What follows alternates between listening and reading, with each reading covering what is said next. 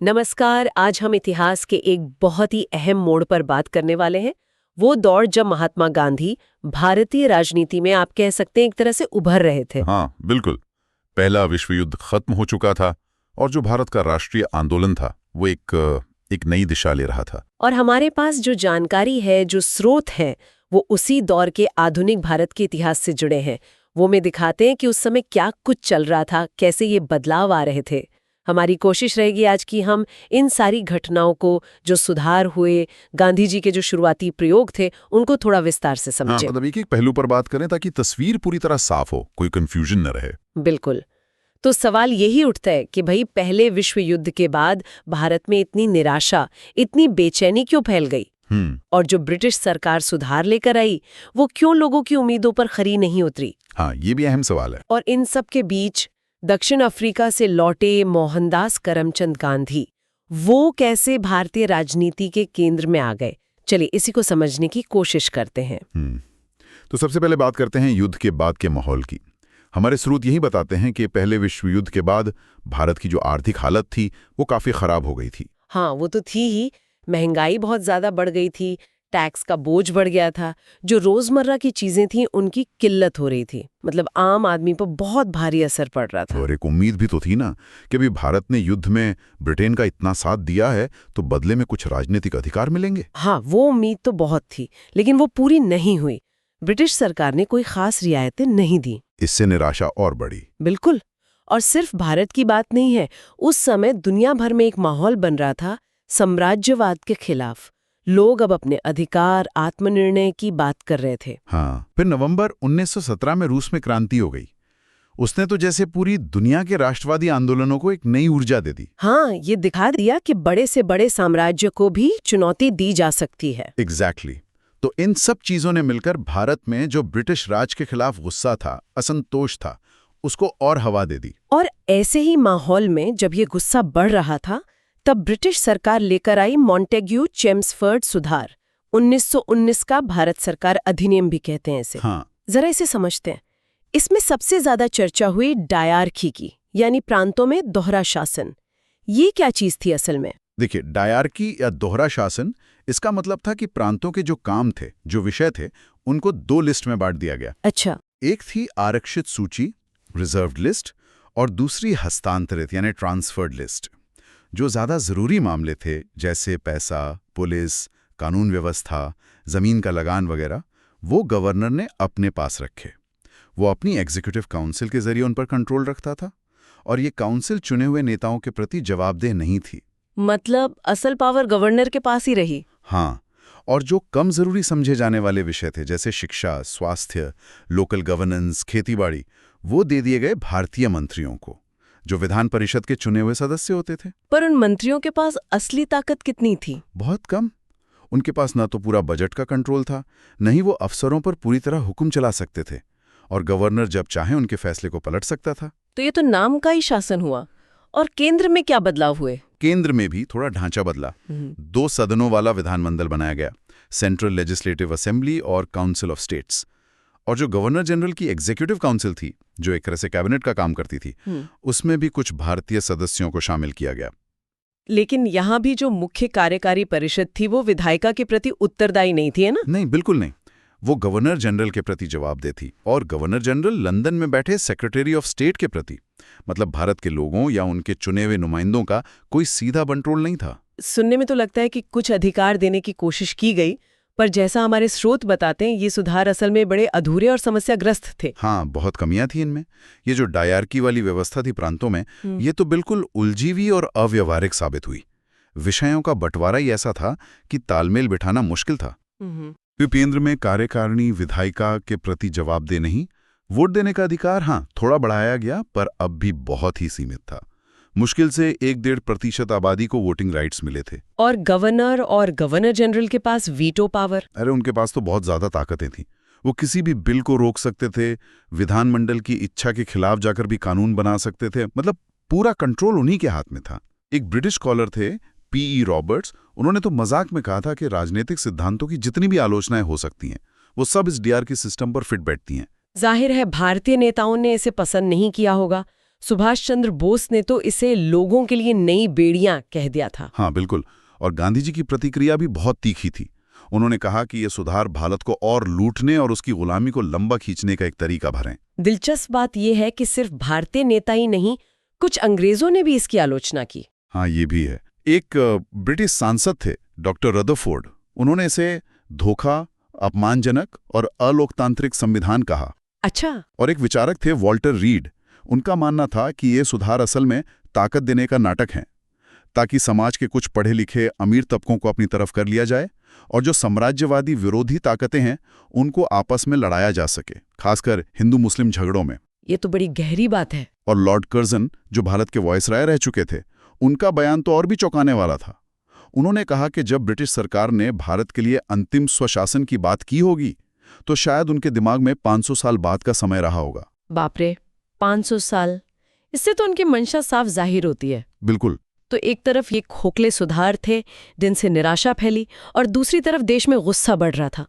और इसी समय भारतीय राजनीति के मंच पर गांधी जी का प्रभाव दिखना शुरू होता है।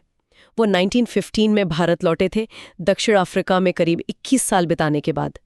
उन अनुभवों ने उन्हें कैसे तैयार किया था? दक्षिण अफ्रीका का जो अनुभव था वो गांधी जी के लिए एक तरह की, आप कह सकते हैं, राजनीतिक और आध्यात्मिक प्रयोगशाला जैसा था। वहीं उन्होंने पहली बार नस्लीय भेदभाव का कड़वा सच झेला। हाँ, वो ट्रेन वाला किस्सा तो बहुत मशहूर है। हाँ बिल्कुल। उन्होंने देखा कि कैसे भारतीयों को कुली कहकर अपमानित किया जाता है, उनके साथ जानवरों जैसा बर्ताव होता है, उनके चलने फिरने, रहने, व्यापार करने पर पाबंदियां हैं। इसी अन्याय के खिलाफ लड़ने के लिए उन्होंने 1894 में नेटाल इंडियन कांग्रेस की स्थापना की, भारतीयों को एकजुट करने के लिए।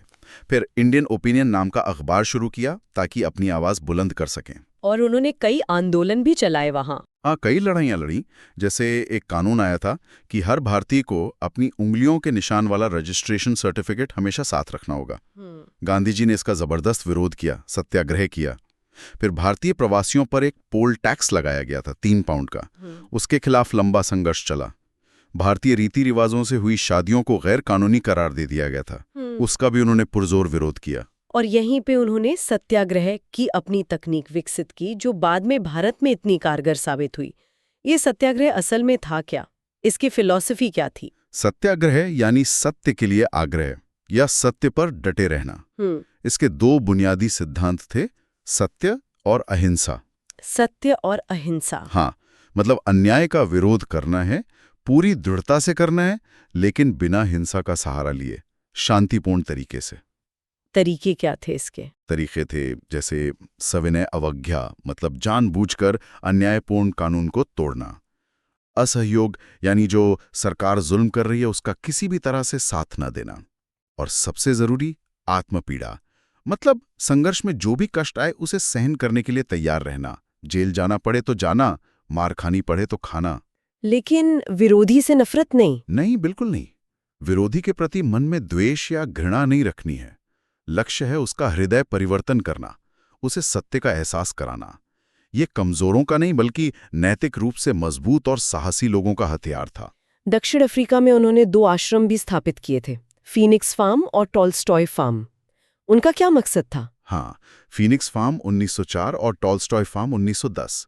ये सिर्फ रहने की जगहें नहीं थीं, बल्कि गांधी जी के विचारों को जीने और आजमाने के केंद्र थे। फीनिक्स फार्म की प्रेरणा उन्हें जॉन रस्किन की किताब अनटू दिस लास्ट से मिली थी। अच्छा, उसमें क्या था खास? उसमें सादा जीवन, शारीरिक श्रम का महत्व और हर व्यक्ति की भलाई में ही सबकी भलाई है, इन विचारों पर जोर था। तो फीनिक्स फार्म में लोग मिलकर रहते थे, खेती करते थे, अपना काम खुद करते थे, सादगी से जीते थे। और टॉल्स्टॉय फार्म? टॉल्स्टॉय फार्म तब शुरू किया गया जब सत्याग्रह आंदोलन जोरों पर था और बहुत से लोग जेल जा रहे थे, तो उनके परिवारों के रहने और गुजारा करने के लिए ये फार्म बनाया गया। इसका नाम उन्होंने महान रूसी लेखक लियो टॉल्स्टॉय के नाम पर रखा, जिनसे वो बहुत प्रभावित थे। इन फार्म्स में किस तरह का जीवन होता था? वहाँ एक सामुदायिक जीवन था, सब मिलकर खाना बनाते, सफाई करते, खेती करते। शारीरिक श्रम पर बहुत जोर था। बच्चों की पढ़ाई लिखाई भी वहीं होती थी, लड़के लड़कियां साथ पढ़ते थे। साथ ही बढ़ईगिरी, चप्पल बनाना जैसे हुनर भी सिखाए जाते थे ताकि लोग आत्मनिर्भर बन सकें। तो ये एक तरह से उनके भविष्य के रचनात्मक कार्यक्रम की नींव डाल रहे थे। बिल्कुल। सेवा, नागरिकता, श्रम का सम्मान, ये सब मूल्यवान सिखाए जाते थे। शायद इसीलिए गिलबर्ट मुर्रे ने उनके बारे में लिखा था कि वो एक ऐसे इंसान हैं जिन्हें ना सुख की परवाह है, ना पैसे की, ना आराम की, ना तारीफ की। वो बस वही करते हैं जो उन्हें सही लगता है, और इसी वजह से वो एक खतरनाक और असुविधाजनक दुश्मन है। हाँ, ये उनके दृढ़ संकल्प को दिखाता है।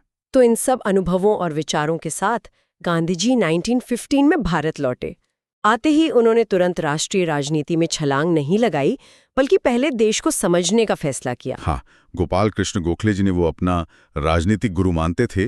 उन्होंने सलाह दी थी कि पहले 1 साल पूरे भारत का भ्रमण करो, अपनी आंखें खुली रखो, कान खुले रखो, पर मुंह बंद रखो। अच्छा। तो गांधी जी ने ऐसा ही किया, और फिर उन्होंने स्थानीय मुद्दों पर ध्यान देना शुरू किया।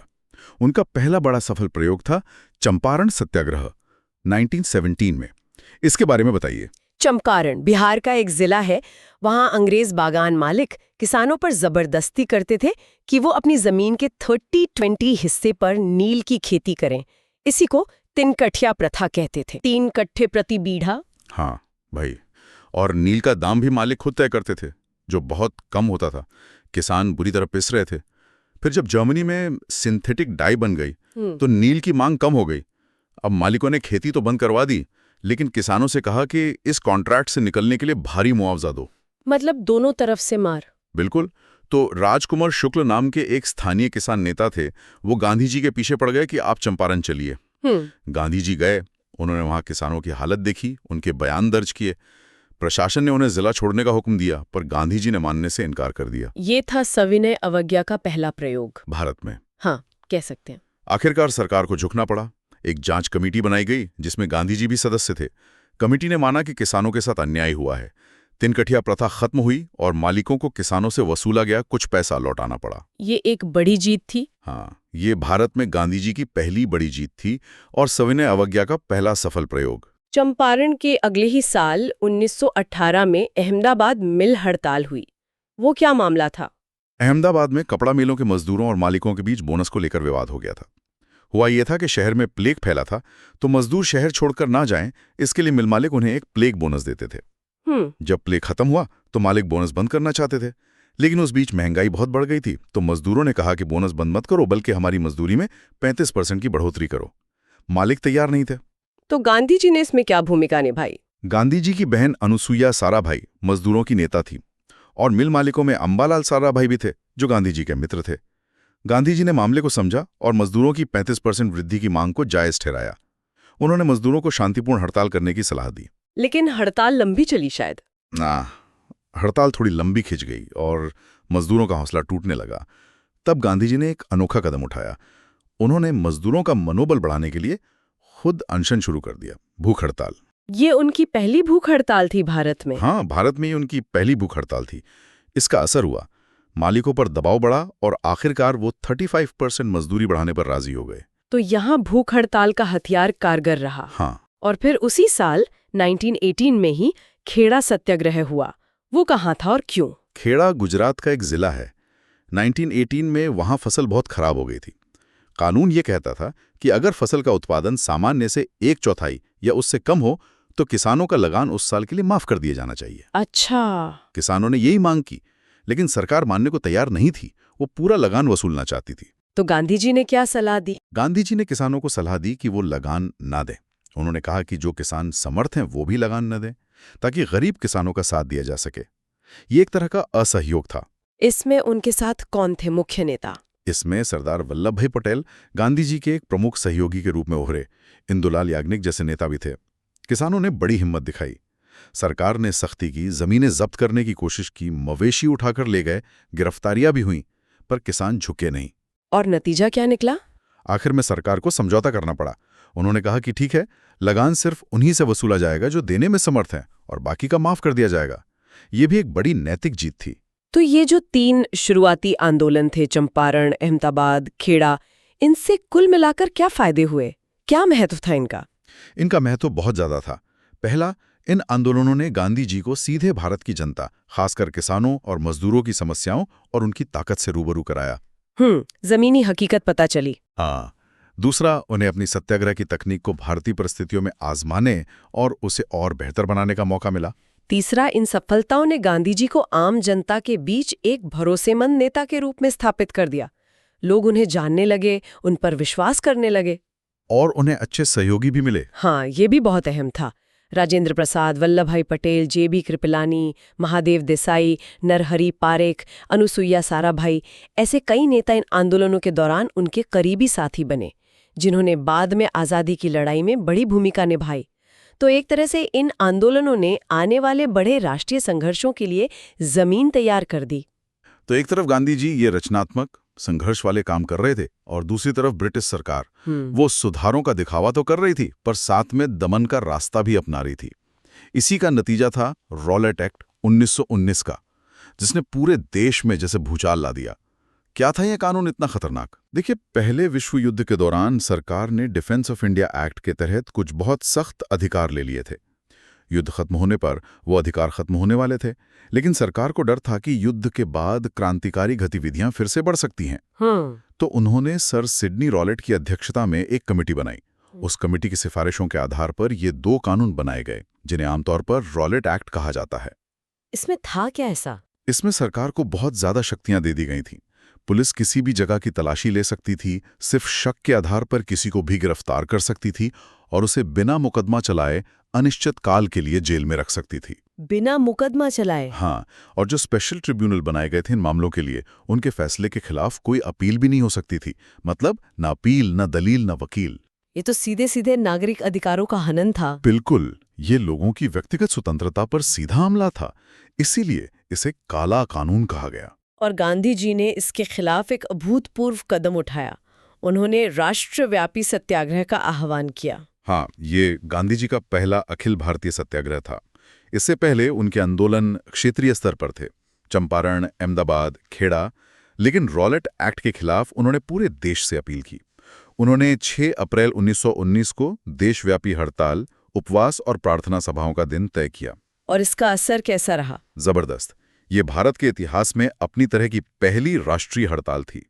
शहरों में तो खासकर अभूतपूर्व जन उत्साह देखने को मिला। दुकानें बंद रहीं, कामकाज ठप रहा, जुलूस निकले। सबसे खास बात थी हिंदू मुस्लिम एकता, जो इस आंदोलन में कमाल की दिखी। लेकिन सरकार ने भी सख्ती दिखाई होगी। हाँ, सरकार ने दमन का रास्ता अपनाया। कई जगहों पर शांतिपूर्ण जुलूसों पर लाठीचार्ज हुआ, गोलियां भी चलीं। दिल्ली और पंजाब में स्थिति खासतौर पर तनावपूर्ण हो गई। पंजाब के जो लेफ्टिनेंट गवर्नर थे, माइकल ओडायर, वो बहुत सख्त रवैया अपना रहे थे। गांधी जी को भी रोका गया। हाँ, गांधी जी को पंजाब और दिल्ली में घुसने से रोक दिया गया। पंजाब के 2 बहुत लोकप्रिय नेता थे, डॉक्टर सैफुद्दीन किचलू और डॉक्टर सत्यपाल। उन्हें गिरफ्तार करके किसी अनजान जगह भेज दिया गया। और इसी गिरफ्तारी के विरोध में वो सभा हो रही थी जलियांवाला बाग में। हाँ, बिल्कुल। 13 अप्रैल 1919 बैसाखी का दिन था। अमृतसर के जलियांवाला बाग में हजारों लोग जमा हुए थे। कुछ लोग रॉलेट एक्ट और अपने नेताओं की गिरफ्तारी का शांतिपूर्ण विरोध करने आए थे, और बहुत से लोग आसपास के गांव से बैसाखी का मेला देखने और घूमने आए थे, जिन्हें शायद पता भी नहीं था कि शहर में कोई सभा करने पर पाबंदी लगी हुई है। बाग चारों तरफ से इमारतों से घिरा हुआ था और बाहर निकलने का सिर्फ एक ही संकरा रास्ता था। तभी ब्रिगेडियर जनरल रेजिनाल्ड डायर अपनी फौजी टुकड़ी के साथ वहां पहुंचा। उसने बाग के एकमात्र निकास को बंद कर दिया और बिना किसी चेतावनी के वहां जमा निहत्थी भीड़ पर गोली चलाने का हुक्म दे दिया। ये तो अविश्वसनीय रूप से क्रूर था। सैनिक तब तक गोलियां चलाते रहे जब तक कि उनके पास गोलियां खत्म नहीं हो गईं।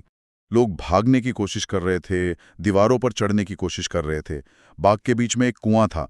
जान बचाने के लिए बहुत से लोग उसमें कूद गए। हे भगवान, मंजर कितना भयानक रहा होगा।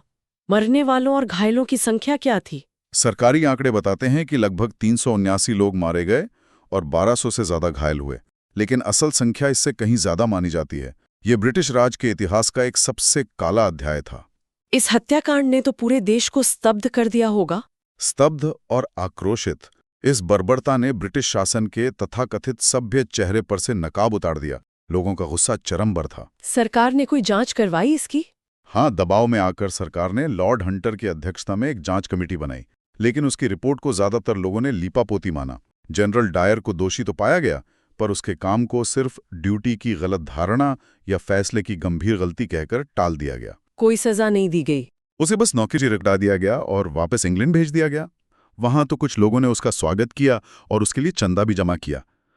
इससे भारतीयों का गुस्सा और अपमान और बढ़ गया। कांग्रेस ने भी अपनी एक अलग जांच समिति बनाई थी।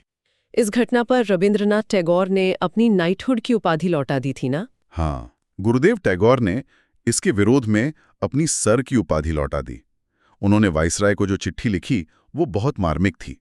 उन्होंने लिखा कि सम्मान के ये तमगे अपमान के इस असंगत संदर्भ में हमारी शर्म को और भी स्पष्ट कर देते हैं। गांधी जी ने भी इस पर लिखा था। हाँ, गांधी जी ने यंग इंडिया में लिखा कि कोई भी सरकार सम्मान की हकदार नहीं है जो अपनी प्रजा की स्वतंत्रता को इतना सस्ता समझती है। इस हत्याकांड ने ब्रिटिश न्याय प्रणाली में रहे सहे विश्वास को भी पूरी तरह खत्म कर दिया।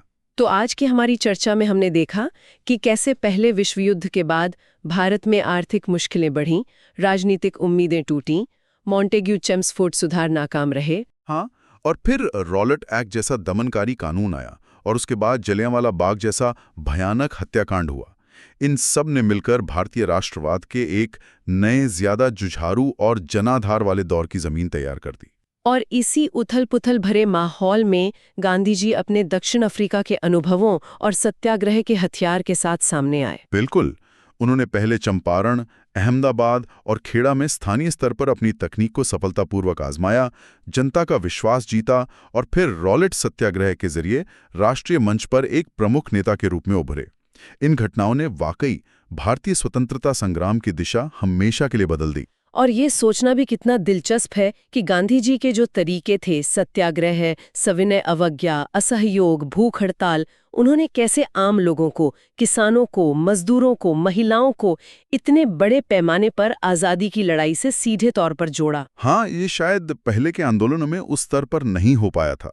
उन्होंने संघर्ष को एलिटिस्ट दायरे से निकालकर जन जन तक पहुंचा दिया। इन तरीकों की ताकत, उनकी प्रासंगिकता और शायद उनकी सीमाएं भी, इन पर विचार करना हमें उस युग को और उसकी जटिलताओं को और गहराई से समझने में वाकई मदद करता है।